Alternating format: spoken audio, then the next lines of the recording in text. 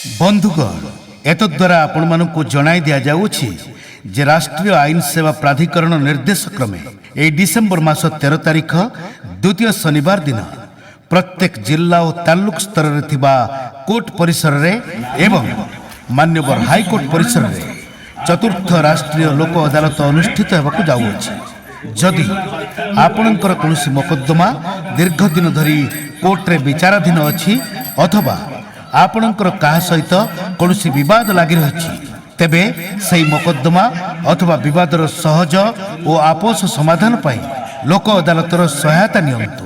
दीर्घ दिन धरी चालू रहिथिबा मोकद्दमार सरल और सहज समाधान सहित आर्थिक और समय अपचयरु मुक्ति पाइबा पाई एही सुजोगर लाभ उठाନ୍ତୁ। सविशेष विवरण निमंते आपणक निकटस्थ अदालत परिसर रे कार्यरत जिला बा तालुक आईन सेवा कार्यालय सहित जोगाजोग करंतु। मन रखंतु लोक अदालत संबंध रे समस्त तथ्य जिला और तालुक कोर्ट परिसर रे थिबा आईन सेवा कार्यालय रे उपलब्ध। अर्थ और समय बंचांतु लोक अदालत रे शामिल हुंतु। मन रखंतु ए डिसेंबर मास 13 तारिख द्वितीय शनिवार दिन राष्ट्रीय आईन सेवा प्राधिकरण निर्देश क्रमे प्रत्येक जिला और तालुक स्तर रे थिबा कोर्ट परिसर रे एवं मान्यवर हाईकोर्ट परिसर रे चतुर्थ राष्ट्रीय लोक अदालत अनुष्ठित होबाकु जाउछि। जदि आपणकर कोनोसी मोकद्दमा दीर्घ दिन धरी कोर्ट रे विचाराधीन अछि अथवा आपणकर काहा सहित कोनोसी विवाद लागि रहिछि तेबे सही मोकद्दमा अथवा विवादर सहज और आपोष समाधान पाई लोक अदालतर सहायता नियंतु। दीर्घ दिन धरी चालू रहिथिबा मोकद्दमार सरल और सहज समाधान सहित आर्थिक और समय अपचयरु मुक्ति पाइबा पाई एही सुजोगर लाभ उठाନ୍ତୁ। सविशेष विवरण निमंते आपणक निकटस्थ अदालत परिसर रे कार्यरत जिला बा तालुक आईन सेवा कार्यालय सहित जोगाजोग करंतु।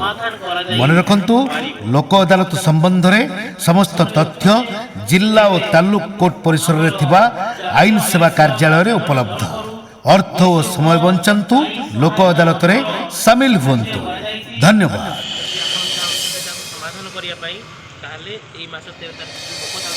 बंधुगण एतद्वारा आपण मानकु जणाई दिया जाउछि जे राष्ट्रीय आईन सेवा प्राधिकरण निर्देश क्रमे ए डिसेंबर मास 13 तारिख द्वितीय शनिवार दिन प्रत्येक जिला और तालुक स्तर रे थिबा कोर्ट परिसर रे एवं मान्यवर हाईकोर्ट परिसर रे चतुर्थ राष्ट्रीय लोक अदालत अनुष्ठित होबाकु जाउछि। जदि आपणकर कोनोसी मोकद्दमा दीर्घ दिन धरी कोर्ट रे विचाराधीन अछि अथवा आपणकर काहा सहित कोनोसी विवाद लागि रहिछि तेबे सही मोकद्दमा अथवा विवादर सहज और आपोष समाधान पाई लोक अदालतर सहायता नियंतु। दीर्घ दिन धरी चालू रहिथिबा मोकद्दमार सरल और सहज समाधान सहित आर्थिक और समय अपचयरु मुक्ति पाइबा पाई एही सुजोगर लाभ उठाନ୍ତୁ।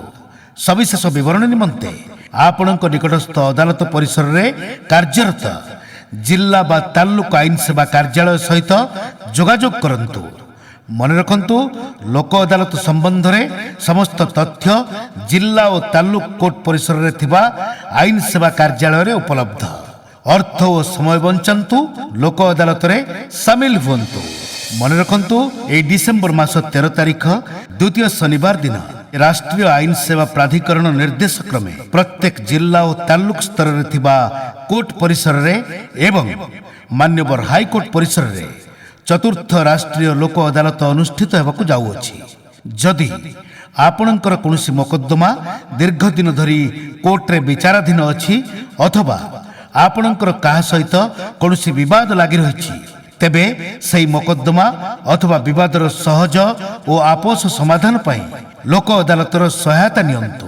दीर्घ दिन धरी चालू रहिथिबा मोकद्दमार सरल और सहज समाधान सहित आर्थिक और समय अपचयरु मुक्ति पाइबा पाई एही सुजोगर लाभ उठाନ୍ତୁ।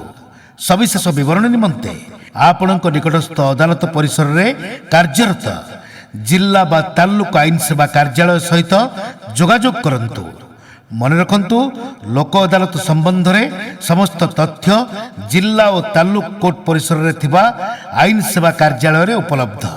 ଅର୍ଥ ଓ ସମୟ ବଞ୍ଚାନ୍ତୁ, ଲୋକ ଅଦାଲତରେ ସାମିଲ ହୁଅନ୍ତୁ। ଧନ୍ୟବାଦ।